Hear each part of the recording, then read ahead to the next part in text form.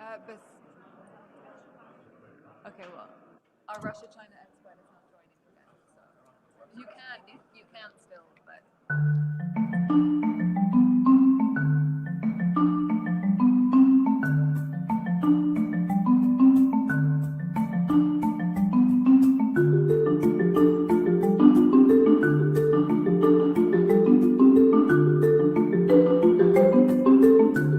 Prevent war between great powers that are armed with the world's most deadliest weapons.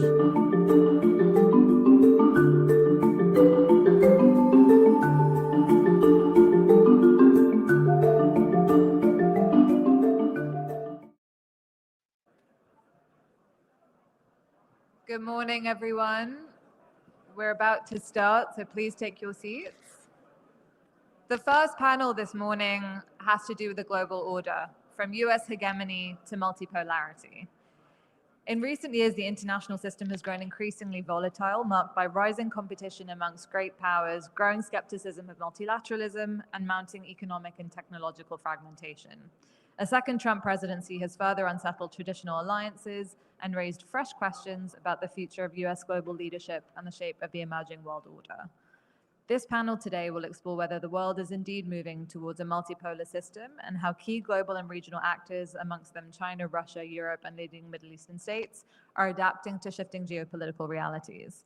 It will also consider the consequences of US reorientation, to put it mildly, the reconfiguration of global institutions, and the broader implications for global stability. We'll start off today with an introductory conversation with Lebanon's Minister of Economy and Trade, His Excellency Ahmed Absad. Ahmed is an economist with a long career in finance, having held senior roles at BlackRock, Morgan Stanley, UBS, and the IMF. He was appointed to cabinet in February 2025 at a very critical time for Lebanon and its economic recovery. Ahmed, if you'd like to start by giving us a sort of broad framework and how you're thinking about multipolarity in the global world order. It's on. Just starts with I'm not sure. Perfect, does work. Thank you very much first for inviting me. Maha, always a pleasure to be here. Thanks for what looks like to be an amazing conference. So I was thinking about it yesterday, sort of how to frame this conversation, where I sort of wanted to start a little bit at the very macro level before we dive right into the Middle East and what the changing landscape economically means for the region. And if you don't mind, like I'm gonna spend a few minutes, Ray, if you don't mind. Please do. I mean, the starting point probably requires no repetition or emphasis, but might as well do it just to a bit of a preface. Clearly, since the great financial crisis of 2008, something has shifted, right? And something has shifted as a result of a series of dynamics that followed that preceded it, right? Clearly, the entry of China into the global economy from a non-player to a major manufacturer. Clearly, a manufacturing shift that led to a huge relocation of manufacturing centers from the West, particularly to the East, but also to the South. You had a significant amount of technological changes that started all the way with particularly with the internet, but even before and since, obviously, that have also shifted, had huge implications on socioeconomic hierarchy, right, with the skill set becoming significantly more valuable as a player than the unskilled. You also coincidentally had a demographic shift that started, that sort of followed the post-war period, that were and the aging of the global economy, and particularly of the developed world. So we ended up not just having a dislocations economically, but even in terms of age as well. We all know this. These are secular dynamics that were quite powerful, and we had been talking about them for decades. The reason I start with this preface is that sometime around the global financial crisis, that dynamic translated economically, right, into a notion of deglobalization, anti-globalization, anti-multilateralism, anti-intellectualism, right? So the result, I mean, we're not going to go through the mapping of how those shifts, how those led to the rise of populism and anti-globalization, but the mapping was very clear, right? And the financial crisis of 2008, which was like sort of the climax of that moment of globalization, that the one I just described, technology, China, the global order, sort of multilateralism, sort of it peaked around that time, and it was followed by things like Brexit, by the rise of the right everywhere, right? That shift, since then, we've had almost 20 years of a shift, has really led to, I'm trying to summarize in my mind, into three seminal economic impacts, right? I'm going to go through them very briefly, if you don't mind. Trade, capital, and what I'm going to call geoeconomics, geopolitical economics, right? On trade, there's a very categorical tendency where or trend where while trade used to be growing at twice the growth of GDP since the Second World War, trade now grows at or slightly below global growth. So global trade has shrunk quite a bit, both in second derivative, but even on the first derivative sense, right? Trade has become less important than it used to be before, right? Second trade-related trend, which is quite important, is this notion of the rise of new manufacturing centers, right? While before the center, there was a clear shift from the north to the east. Now, this concept of nearshoring, friendshoring, created new economic centers, manufacturing centers that didn't exist before. Mexico today is the US's second largest, the largest exporter, a distinction that was always that of China. India has emerged as a major manufacturing center in a way that it wasn't in the past. Bangladesh, Vietnam, so there's all these that the shift in the global value chain shifts have led to new centers of manufacturing, which, once I get to the politics, will have huge implications in terms of what we think about politics. So trade, as a result of the deglobalization that itself came as a result of the maturing of all these dynamics and the socio-political shifts that were occurring, led to a shift in trade, which is quite important and worth highlighting. There's a parallel shift that people talk about less, which is that in capital flows. We also, unlike the period before the global financial crisis, where the flows were much more orthodox in nature, right? I mean, to oversimplify, you had an increasing tendency, not oversimplify, conceptualize.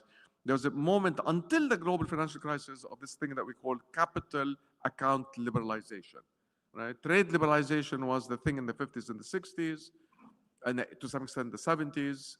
Global capital liberalization became the hallmark of the 80s and the 90s, where you allowed capital to be unfettered, all right? You allowed capital to move very freely. Sometime around global financial crisis, that capital mobility became significantly more constrained and curtailed, right? Partly led to this significant volatility in capital flows, something that we did not see in the past as much. Since 2008, we seem to have a capital market volatility or a crisis every 6 months or so. Maybe I'm exaggerating. But you had significant more volatility in capital than you used to have before, before you allowed the market to determine the flows of capital. Today, the markets became, because of constraints, because of restrictions, because of politics, which I want to talk about later, capital became significantly more volatile. So you got these things called sudden stops. You get a lot of capital coming into a country, and then overnight capital disappears and turns around very quickly. Second big shift within the capital shift, second big tendency among the capital shift that is also worth noting, was the shift in the nature of capital from cross-border banking, from foreign direct investment, into significantly more portfolio inflows. So while, and I should have said at the beginning, while total amount of capital did not shift, unlike trade, where trade shifted downwards, capital did not shift downwards. The composition of cap flows shifted quite a bit, from cross-border banking, from foreign direct investment, much more into portfolio flows, which are much faster in moving in and out. They become much hotter money, right?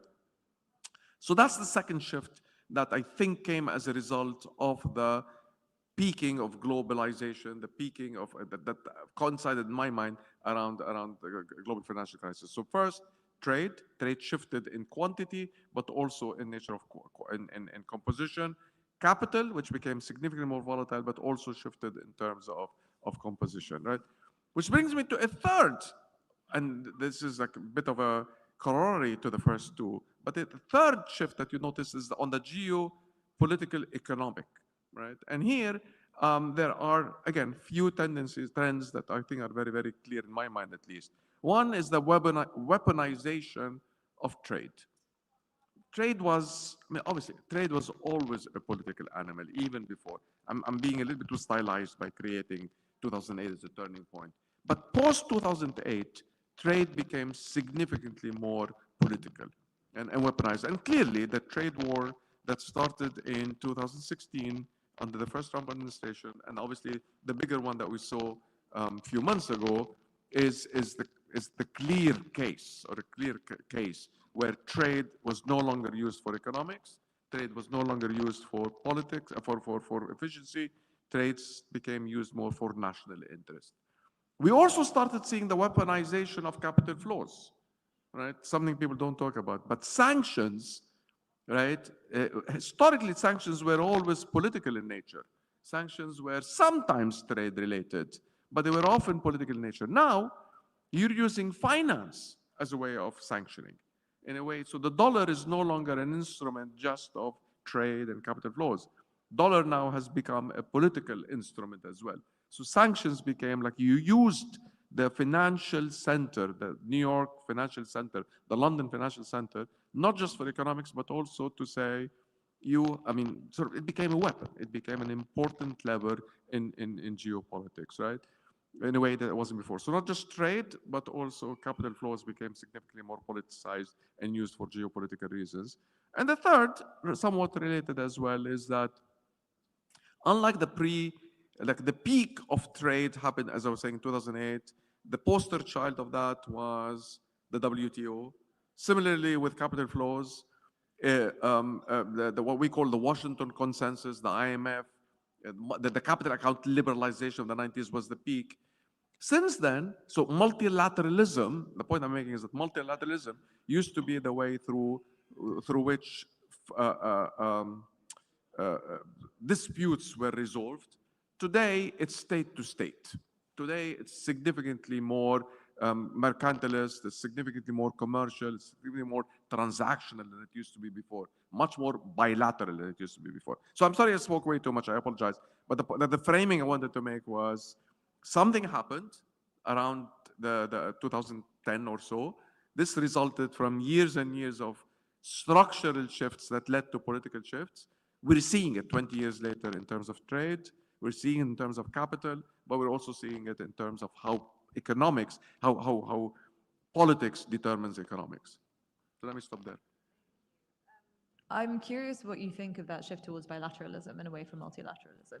What are the impacts of that in terms of trade and economics? No, it's extremely important. And here maybe we might as well jump into the Middle East, because I think this is by far the clearest case, right?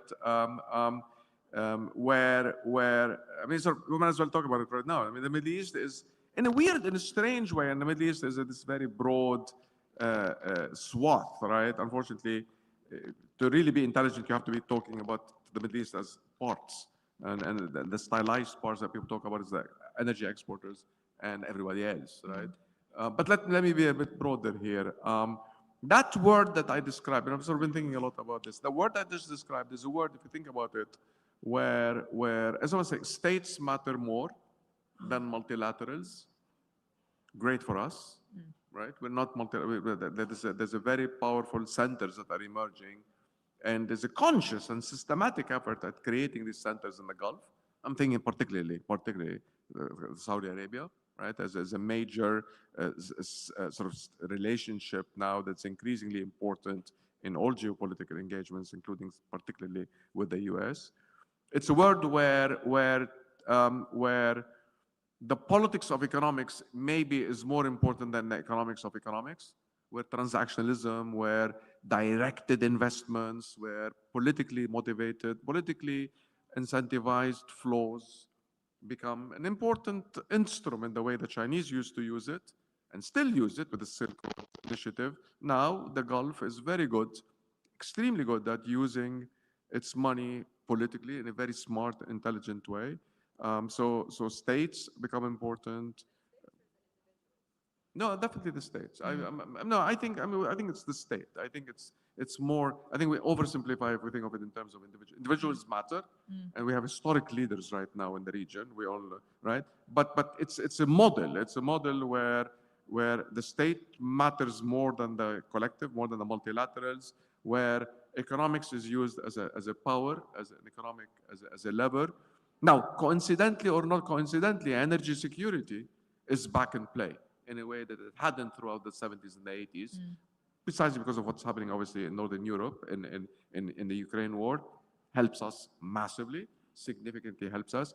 Geopolitical location matters a lot. I mean, COVID became an important test case of global financial value chain interruptions. Having the Suez Canal, having Bab el Mandab, having these are become suddenly extremely important moments. So in a paradoxical way, partly coincidentally, partly luck, partly by design, the region has become extremely important at this point. It's become we've entered into geopolitical centrality in a way that we hadn't for years. Partly with the way our politics matter, partly because of the fiscal comfort that the region has. We're extremely rich. We're extremely rich with capital, so we can use the capital intelligently. Partly because of the importance of energy, and partly because of the importance of location. So I think in a paradoxical, but maybe not paradoxical, it's worth highlighting. The region has become central to geoeconomics in a way that it hadn't in the past. That's sort of talking about how they can leverage these shifts to their advantage, but are there any particular challenges, particularly for smaller states like Lebanon, in trying to negotiate these major shocks? No, this is that's what I was saying at the beginning. I mean, I sort of feel that we need to talk about the region, unfortunately, in two separate, right, two zip codes, right? And here it's a point that I've been thinking about, and I don't have an answer. I don't have a clear-cut answer. And I'll give the paradox in a second, but clearly the region is divided into two regions right now, right? You have the oil exporters, the energy exporters, who I think are extremely well suited and excellently positioned for the new world that we're living in, for the reasons that I think I mentioned. And then you have everybody else who is in completely unsuited for that moment, right?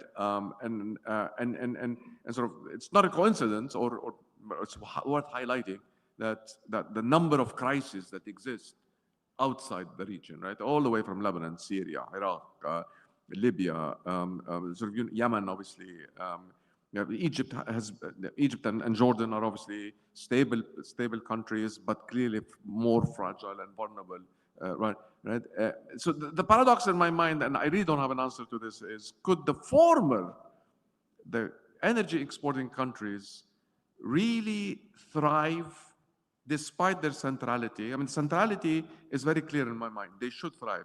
But when you're in a zip code that is so unsuited, or at least unprepared, what are the direct linkages? What are the negative feedback loops back to the energy? So far, it seems to me that they've been shielded and insulated. So far, it seems to me that they've been able to, and if sort of to manage, and if anything, they've been good at managing, helping, working with the crisis countries. But there's always a question in my mind: can you thrive when the region is as volatile? For us in Lebanon, we have a very, very clear choice. And I think that strategic choice has been made, and to my mind, appropriately. We need to pipe into that centrality.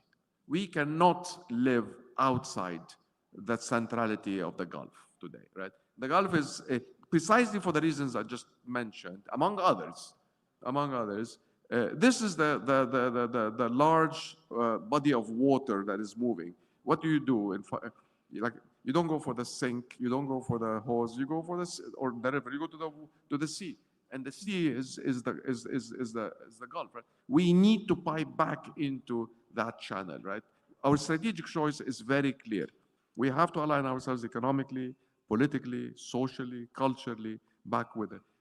And if we do, if we re-enter, that's in the role that historically we've always played before the Civil War, as Lebanon as the entrepot, Lebanon as a center of culture, of trade, of logistics, the hospital of the region, the university of the region.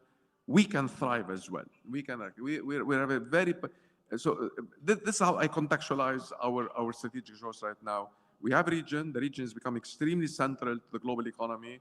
I think the chances of success are very high, and we have no choice but to ally ourselves, link, and be in that win-win relationship. Well, you've certainly been making that pitch over the last few months, but is it gaining any traction with Gulf countries? Are they re-engaging with Lebanon in the way that we need to? I think the news here is fairly positive. I don't know if Dr. Mitri is gone, but yeah, no. I mean, I don't want to speak but I mean, I can speak about the ones I understand quite well. I'm fairly sort of involved in the economic discussions with our partners in the Gulf, and in terms of I mean, listen. I mean, they're very clear about what we need to do. This is not about in not an unsimilar way to the way they've dealt with Egypt, in particular, right? The playbook is very clear. You do your homework. You do your. I mean, the minister of sort of a very senior person in one of the major Gulf countries used to always tell me is that there's no free lunch and help us help you, right? So, and I think they're very clear about what they need us to do, but their willingness on the other side in opening export markets, investing in us, helping us obviously politically is there. It's categorically there. And by the way, Beirut won the conference that I think quite a few of you were there. It was a signal that, listen, if you do your homework, if you do the reforms, if you do the political agenda, we're there for you. Demands achievable? Are they realistic? I mean, obviously, there's no easy answer. I wish I could tell you absolutely it's achievable. Yeah. Clearly, we all recognize the political challenges associated with the two files that everybody, especially us, we're asking for it. They're not asking for it. We're asking for it. The economic file, the banking, the electricity, the institutional reforms, the rebuilding the government. Nobody is underestimating these reforms. They're absolutely needed. We need them before they ask us to do them. And obviously, as you know, the sovereignty, armament issue. Clearly, I'm not naive. Nobody is. We all recognize how extremely, like the way I've always characterized it is that I am conservatively, realistically optimistic. Right? I know how these two files are very difficult, but on the other hand, they're absolutely necessary. And again, the point here is that if we do them and we pipe into, we have a historic moment right now, what's happening in the Gulf. And by the way, I should have said it at the outset clearly, what's happening in Syria. I mean, that to me, I see that as the two sides of the same coin, right? If we can pipe into that, if we can locate ourselves in that new opportunity, we're huge winners. I'm realistic. They're very, very difficult, but the upside is enormous.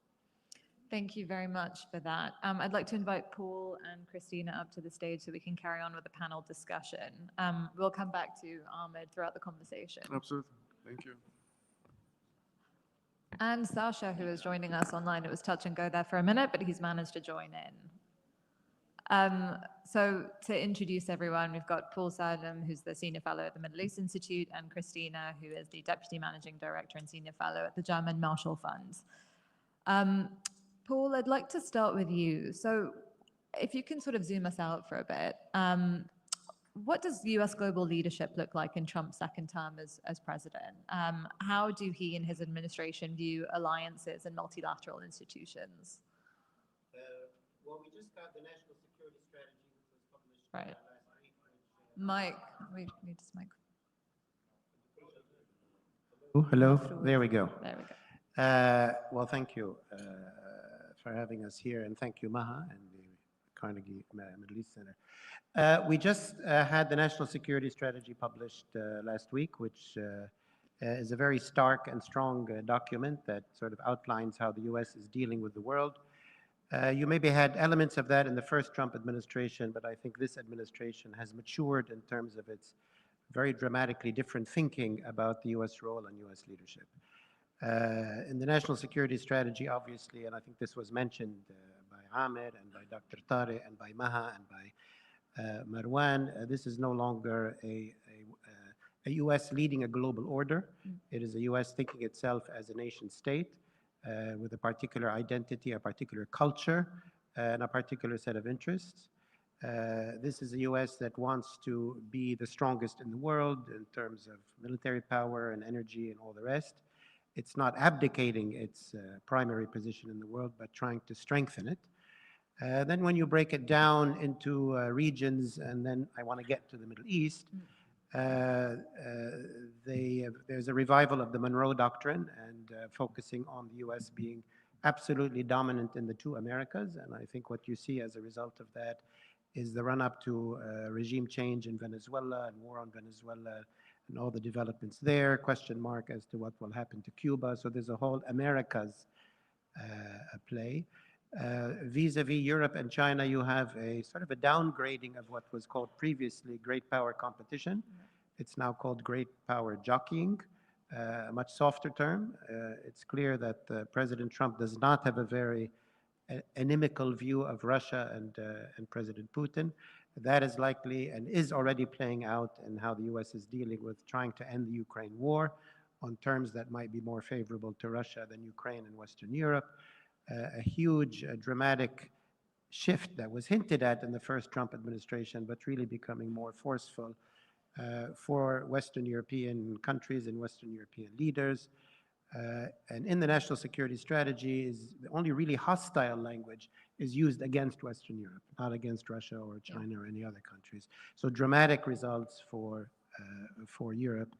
Vis-a-vis the Pacific and China, maybe I wouldn't say dramatic change from previous Trump approaches, but probably an attempt to try to work out a way with China to move forward. But let me get to the Middle East. And here I would say that the language is probably reassuring to many of the leaders, particularly in the Gulf, for a number of reasons. One, it really highlights in the Middle East the centrality of the Gulf in particular and the centrality of economic relations, of partnerships in the region, partnerships on technology and artificial intelligence. It does say that the US is energy independent, but it says at the same time that securing the flows of energy from the Persian Gulf remains an absolutely permanent US interest, so the military presence will remain there. It emphasizes the trade routes that also Ahmed talked about as central to maintaining global, sort of US control of global choke points and global trade. It talks about the importance of investment and win-win solutions, again, in a sense, centralizing the Gulf. It talks about not hectoring, quote unquote, hectoring governments in the region about their political systems or human rights. Again, music to the ear of most Middle Eastern leaders. It does express a commitment, a rock-solid commitment to Israel's security, but it does not situate Israel centrally in sort of the broader interests of the United States in the Middle East. There you see more the Gulf integrated into trade routes and investment and energy and all of that. Israel is a commitment for Israel's security. So all in all, I don't think it brings dramatic change to Trump administration policy to the Middle East, and we've seen Trump's first visit was to the Middle East. The idea that the section starts off with, it says previous administrations prioritize the Middle East. This administration will not prioritize the Middle East. This is not accurate. Previous administrations did not prioritize the Middle East. The Obama administration, the Trump administration first, the Biden administration, all wanted to deprioritize the Middle East. They were all dragged in by events. Trump says he wants to deprioritize the Middle East, but his first trip is to the Middle East. He has a huge interest in the Middle East, partly for business and economic interests, partly his attachment to Israel, partly he wants a Nobel Peace Prize. And so that's disingenuous in the sense of deprioritizing. So that's kind of the, if you want, the theoretical or bigger picture. Later we can get into what are they doing in Gaza, Lebanon, Syria, Iran, and so on. Yes, and I'd absolutely love to get back to you in a few. I just got word though that Sasha has to leave in a few minutes, so I'd just like to turn to him first, and then we can get back to the Middle East in more detail. Sasha, if you can summarize in a few minutes how Russia and China are adapting their global strategies in response to this shifting US posture that we've been talking about and a sort of emerging regional multipolarity. Thanks and apologies. Despite President Zelensky already out of town, it's still a very busy Russia-Ukraine war week in Berlin with a lot of government meetings in support of the EU summit and so on. So I will need to jump off. I think that the Trump's both words and deeds are music to Russian and Chinese ears. That's the headline. Russia is seeing that the US has abandoned its role of leader of coalition to support Ukraine, which was there under Biden, and has turned itself into an armed merchant. So it's selling its weapons for Ukraine, but not providing its own cash, and is negotiating as a mediator between Russia, Ukraine, and the Europeans with an idea to bring the war to an end on terms that are acceptable to the Russians. That reflects, of course, the battlefield dynamics over this 5 years. Russia is not defeated and probably is having a momentum, although it cannot convert its massive technological and material personnel advantage into something decisive on the battlefield.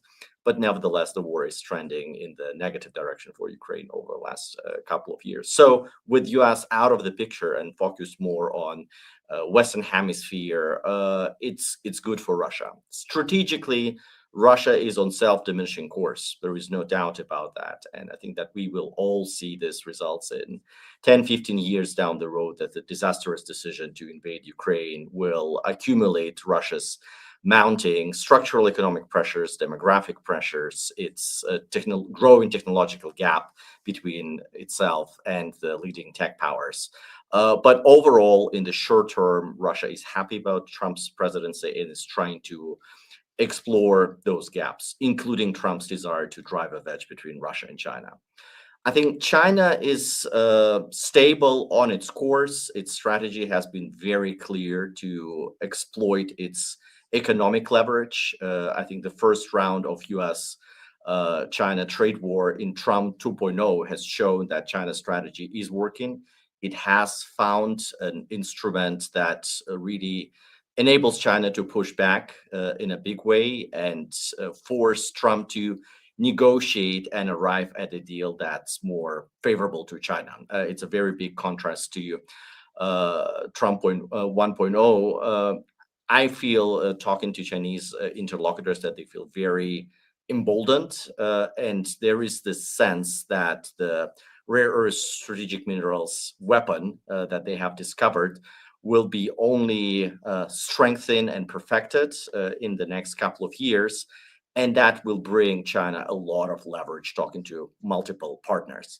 China, at the same time, is doubling down on its advanced manufacturing capacity. The goals of Made in China 2025 have been achieved, and China is rolling out a next very impressive industrial strategy, which will be unveiled partially next year during the next 5-year plan presentation in March.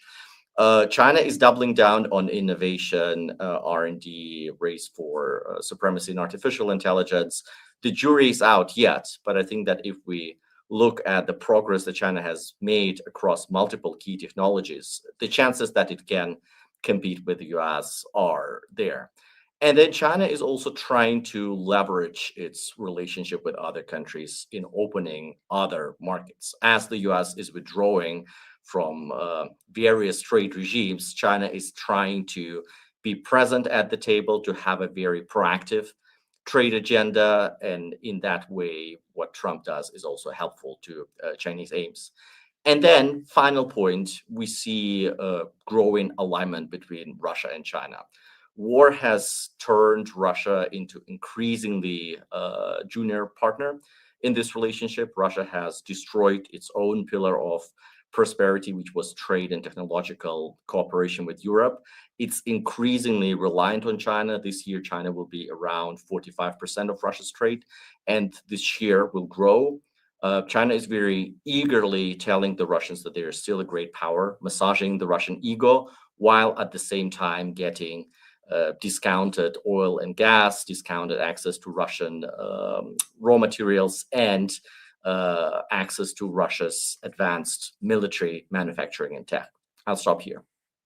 Well, I'm curious if Trump's approach to Xi and Putin is actually working. I mean, I'm thinking in particular about, you know, when he rolled out the red carpet for Putin in Alaska, and also the sort of Trump administration's lack of coherence in a way on China. I mean, one day it's 145% tariffs, the next it's selling them advanced microchips. So is his sort of strategy, is his approach working? I don't think so. I think that both Russia and China know that Trump will be out of the picture. Whatever deal can be achieved with him is tactical, and it's great that Trump is so transactional and so material. So if there are carrots that you can dangle in front of Trump's and his entourage knows, that's great, and that's what the Russians and the Chinese are trying to do while preparing to take on the US even harder in the long term. And no, I don't think that driving a wedge between them, what Trump talks about constantly, is possible, since Trump will be out of the picture in 3 years. Xi Jinping and Vladimir Putin not only intend to live till 150, as we've heard, but also will be in power throughout this decade and probably a good part of the next decade, health issues permitting. So they have ability to plan in the long run. Thank you. I think you yeah, you have to leave. Okay, well, we'll leave it at that. Thank you very much. Christina, I'd just like to turn to you quickly. Well, not quickly, we have time. You know, Paul was mentioning the new national security document that came out, and in particular, it called for cultivating resistance in Europe, warning that the continent was subverting democracy, blocking peace in Ukraine, facing so-called civilizational erasure from high migration and falling birth rates. So given that, just how is Europe recalibrating its foreign policy amid this sort of dramatic shift in US posture, and also the ongoing war in Ukraine, of course? Yeah, this is working. I hope so. Hello, 1, 2, 3. Yep. Thank you, Raya, and thank you also to our friends at Carnegie. I mean, it's lovely to be here. Yeah, let me pick that up since Paul brought up the national security strategy. I think this is quite fundamental, in fact, in the way it's going to frame the transatlantic relationship moving forward, or in a way it reflects the current status. And you know, over the past few years, there's been this cyclical pattern in Europe. Anytime Trump does something or makes a move that is contradictory to the kind of structural transatlantic alliance that we got used to over so many decades, there's outrage, it's called outrage in Europe, and somebody says this is a wake-up call. And so now, after a number of rounds of wake-up calls that are always followed by, you know, sort of a month of flurry of new initiatives and people trying to get to rally behind specific policy initiatives, there has been, even though it's repetitive, there has been an accumulative effect. And it seems to me this national security strategy, which is in a way a codification of J.D. Vance's Munich speech a year ago. So insofar, nothing in it should be a surprise. That really, I think, encompasses where we stand, and it's being understood in Europe when you look at the commentary on the national security strategy, which is we are no longer seen as allies. Because you mentioned, Paul, in the outside of the national security strategy, the principle of non-interventionism is established as one of the principles leading US strategy towards forward, except in Europe. Yeah. So we're not going to interfere with, you know, any authoritarian governing systems, but we're going to interfere in European elections, which is something that is pretty, you know, thinly veiled threat in the national security strategy. So that said, how are the Europeans adapting to that? The short answer is, I think, not to the strategy, but to the general tendency. The short answer is they are step by step, systematically trying to reduce interdependencies, dependencies, and the related vulnerabilities, most namely in security and in trade. All the while trying to avoid escalation, a fallout with the United States and not breaking their own system internally. Yeah, so it's a very tight balancing act. And how do they do it? So in this insecurity, obviously, they have a window of vulnerability because the war is a European war, and I think that that much has sunk in, that we are the ones under threat and we need to take care of it. So that window of vulnerability is the estimated time that we need to build up our readiness and our ability to defend ourselves should an Article 5 situation arise in which the United States is not going to back us up with its capabilities. That is currently estimated between 5 and 10 years at least. So during that time, the Europeans need to play for time. They need to avoid a fallout, obviously. So that is what they've been doing, and they've been doing so, devising a mix of flattery and negotiation towards Trump that has worked sometimes better, sometimes less, but it has brought remarkable, and at the same time they've built up their capabilities. Some remarkable things have happened on that front, and we were just hearing about the talks in Berlin, where there's even talk of a multinational, of a European-led multinational stabilization force for Ukraine, with the United States in the background, which is quite remarkable if you think where the debate stood just a few years back. And finally, on the trade side, also, I think the idea of globalization, open trade, as was also mentioned, has given way in the European Union to a doctrine of economic security. It's all about securing value chains, developing new value chains, diversifying trade relations, securing raw materials, critical raw materials, and all that. So in summary, it's all about bypassing Russia, de-risking from the Chinese economy, and de-risking in the mid to longer term from the dependency on US security. Can we, given your expertise on the Middle East also and European relations with the Middle East, can you outline for us what their sort of policy priorities are for the Middle East, and whether or not the EU is adjusting its approach to the Middle East based on sort of this global shift? Yes. I think this was not really a voluntary shift, but something that has been coming along for a decade, where the EU has had to realize it's no longer the influential actor it used to be. So, and it's sunk on in really slowly. In some capitals, it really hasn't fully arrived. The idea that the Middle East is not a region that we just cover with a regional policy, and that's hub and spokes, and the hub is Brussels or Paris or Rome, you name it, and then and the spokes are coming from the region have to sign up to whatever the EU comes up with. So there's an understanding that the general Western and particularly European influence in the Middle East is much diminished. There's an understanding that that regional powers have been massively upgraded, and therefore also out of these two insights, I think comes a very strong return to bilateralism. There's no longer a regional policy aspiration. They are propping up and upgrading their bilateral relationships with key regional powers. There is also the understanding that the United States security role and leverage in the region is still important, but is not enough, that also there needs to be collaboration with regional powers.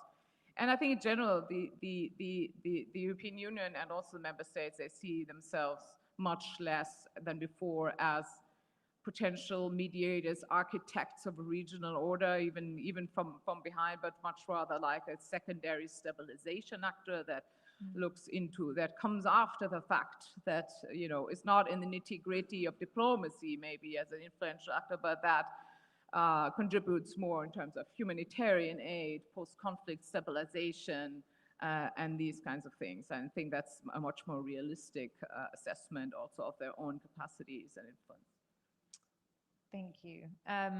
Ahmed, I'd like to go back to you because this notion of multilateralism, of bilateralism has come up amongst all of our speakers. So are we moving towards a genuinely multipolar international system, or are we moving more towards a fragmented unipolar system with several regional spheres of influence? I'm going to take this from an economic angle, if you don't mind. Because to me, the interesting anomaly, or not the interesting anomaly, the interesting observation right now is that I do see a space for the emergence of centers of regional power, right, that probably did not exist before. I mean, the closest comparison would be what we saw back in the 60s with the non-aligned movement.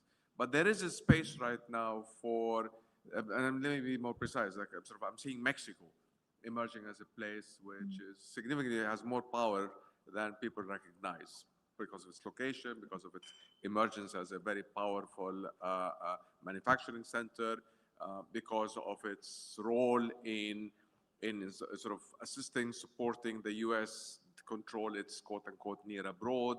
So they're playing the role of being the intermediary between them and Central America. So Brazil probably wants to play that role as well.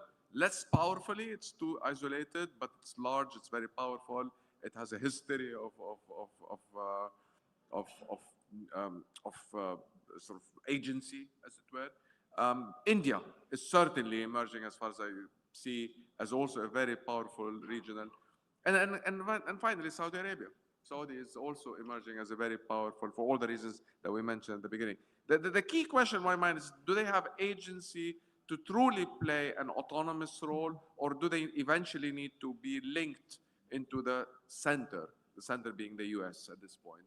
And sort of the common area between three of the four, Brazil being the exception, is that there's a strategic choice that they are not completely independent. This is a very strong alliance with the US, but with some form of autonomy. That's how increasingly I'm seeing it, is that it's an intersection between economic agency, but political dependence, or at least political alignment. And if that's the case, then these are the places that I'm watching. The three places I'm watching: Mexico, Saudi Arabia, and India, as the places where something can be sort of major going on. I mean, do you see that technological and economic interdependence reshaping those traditional power alignments and influencing the future of global governance in that sense? I mean exactly. I mean, sort of, we will need to simplify it. We will need to see how that process of autonomy, independence, agency can translate into a world in which there's a categorical decision by the U.S. The way Paul mentioned, sort of the self-interest, the dominance of the U.S. as a political power, how that plays out. How can these places maintain agency, maintain power, maintain economic independence, but at the same time not leave the orbit? The non-aligned movement of the 60s was one where they attempted to break. This is different. This is one where you need to do the two together. You need to be aligned politically, but economically independent. I'm not sure how it's going to play out, but it'll be interesting to watch. Paul, getting back to you, long overdue, but we sort of cut you off and you started talking about the Middle East specifically, and the specific examples that you were talking about include Gaza and Israel, Iran. I'm wondering if you can elaborate a little bit on the sort of policy priorities of this Trump administration, given the sort of deprioritization of the Middle East and its list of foreign policy priorities. And if you can sort of speak a little bit about the role that key Middle Eastern states, some middle powers, are playing in this evolving global order. Yeah, I mean, I think the Middle East that has been shaped has really been shaped by regional players, not by the U.S. over the last 2 years, triggered by by Sinwar and what Hamas did. There was a kind of a semi-stable order, a balance of deterrence between Israel and Iran and its allies. Israel took advantage of that to continue the settlement of the West Bank. It figured this is a stable situation. It thought an understanding with Hamas. It thought it had an understanding with Hezbollah. So the change in the region was effectively, in a way like 1973 or 67, triggered by actually the Iranian network. Whether Hamas coordinated earlier or not, it was, Hamas was trained up and supported to do something like this at some point. October 7 happened. The very next day, Hezbollah joined. Iran declared that this is a war of open fronts. And that attack on Israel greatly empowered Israel. Israel before October 7 was fairly complacent. It figured it had, time. It was called kind of a startup nation. Hezbollah and others thought Israelis won't fight. They won't take a lot of casualties. So this will be something that they could succeed. But the actions of October 7, October 8, and others changed Israel in such a way that made it once again, maybe like 1948 or other periods, extremely a powerful force that's willing to fight, willing to take casualties, and willing to die. So greatly empowered Israel. Obviously, Israel had studied the wars of 2006, had done its research. Israel received, and always does, blanket support from the United States. So effectively, the Middle East that this Trump administration stepped into was a Middle East effectively shaped by the war between Israel and Iran's network, which Israel has been winning. It's not a final or decisive win, but the balance of power and the balance of deterrence that existed is no more. Iran's ability to deter Israel or the US is gone. Iran's ability to defend itself from the air is gone. Hezbollah's role is no longer strategic and no longer impactful. Israel obviously rampaged all over Gaza to the verge of accusations of genocide, stepping up its activities on the West Bank, continuing military actions in Syria and Lebanon, and Yemen and Iraq, and the first battle with Iran. We saw there could be others. So it is a Middle East that Trump stepped into where Israel is dominant militarily, but also one which is in permanent conflict and chaos without any roadmaps to move forward. And this is where I think Trump could be useful, could be effective. I think Trump comes in general with the right approach to the Middle East, that he wants negotiations, he wants to end wars, he wants to get, that applies both to the Gaza situation and eventually trying to normalize Israel-Saudi relations, which will require major concessions to the Palestinians. He wants a peace, he wants an agreement with Iran.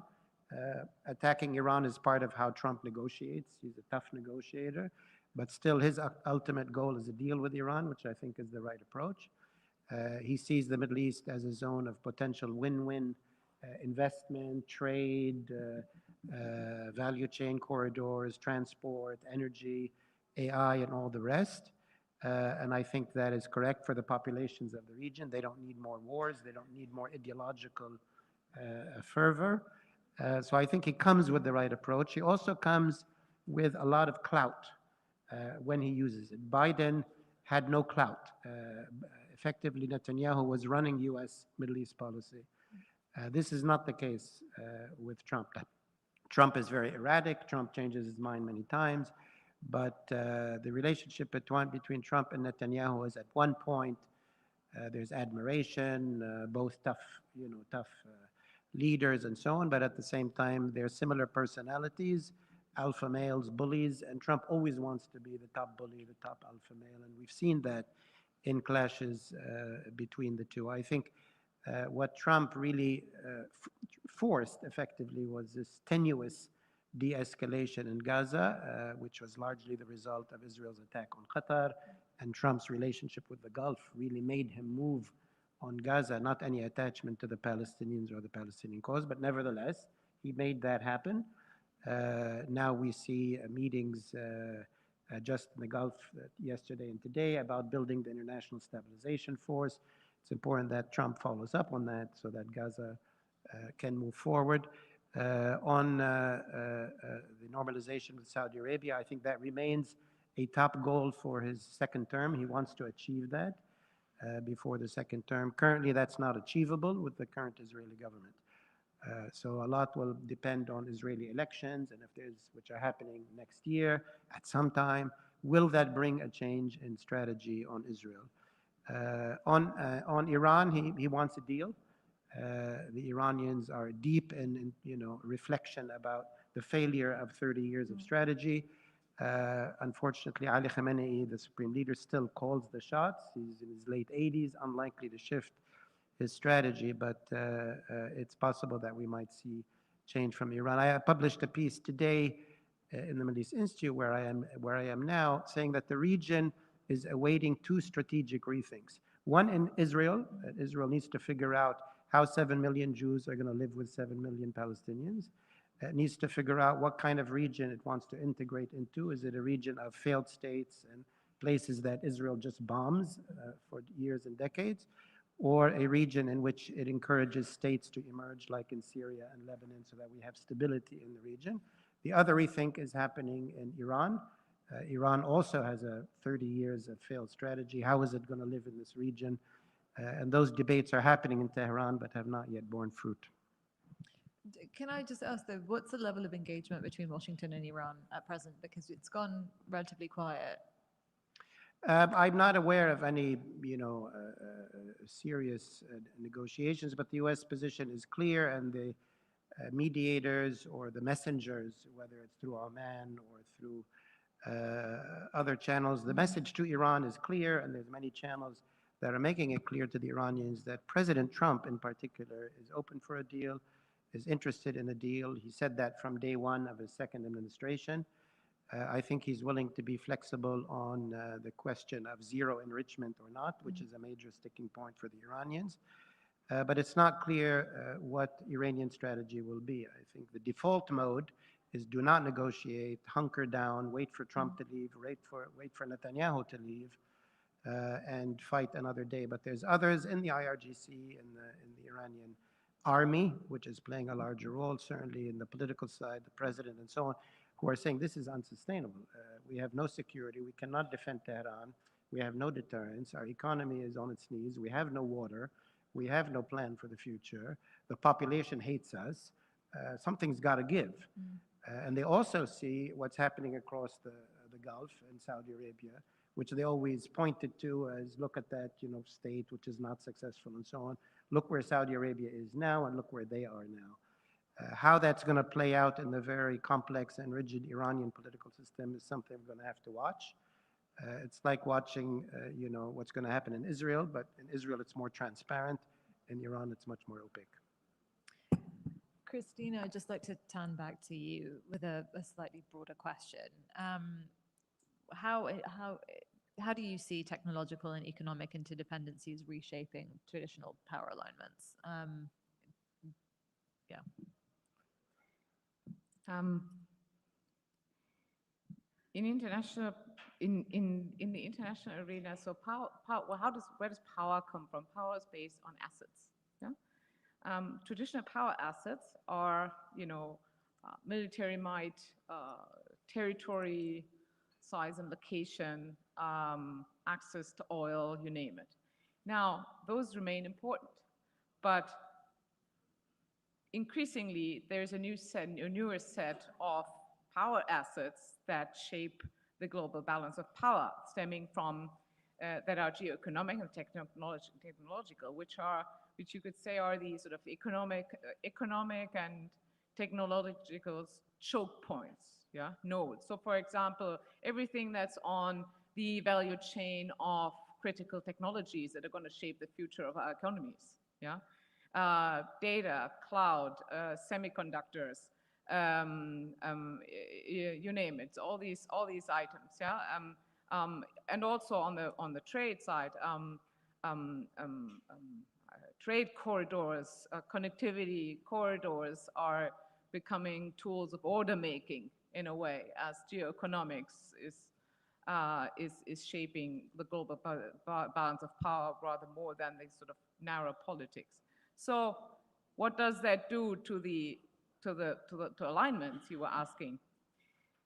In the short term, it is mostly the United States, China, and Europe that hold the key to all of these nodes or choke points, as well as to the traditional assets. But more and more, I think also smaller, mid-sized powers are building up assets and, comparative advantages, frankly, on that value chain, and are gaining a comparative, upgrading themselves through this kind of strategic investment in the global power balance. So some countries, for example, having those assets can also be a vulnerability. You look at Taiwan and semiconductors. But for example, look at what happens in the Gulf, Saudi Arabia and the UAE and so on. building themselves up, using the energy they have to build up compute power, AI, so replacing themselves as these sort of AI and new technologies, how would you say, hub in the Middle East between Europe and Asia.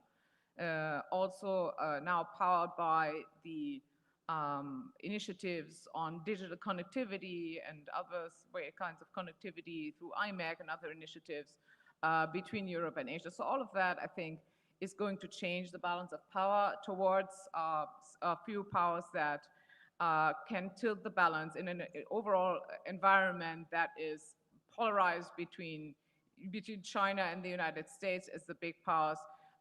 Smaller, mid-sized powers can tilt the balance on specific dossiers due to those more novel assets. I just wanted to pick up on something Paul said earlier. So at this particular moment, the US has sort of made clear that it's stepping back on pressuring regional governments on issues of governance and human rights. Is there a role for Europe to play in that? Can it fill that vacuum that the US traditionally played?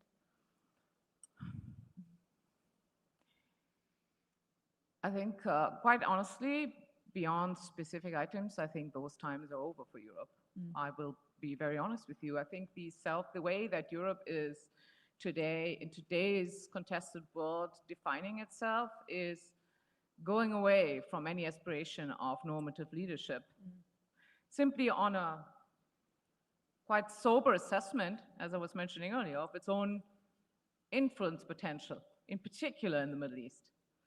So as much as that might still be present in policy documents, I think there has been a mental transition from this kind of normative leadership role towards the role of transactional, towards an aspiration more of transactional leadership and a focus on its own asset and its own business. Because foreign policy is a ranking of priorities, and often when you have conflicting priorities, it doesn't matter what you want, it matters if there's anything that you want more than that. And I think right now Europe wants a lot of things much more urgently than improving governance in other places. And I'm afraid that's the naked reality.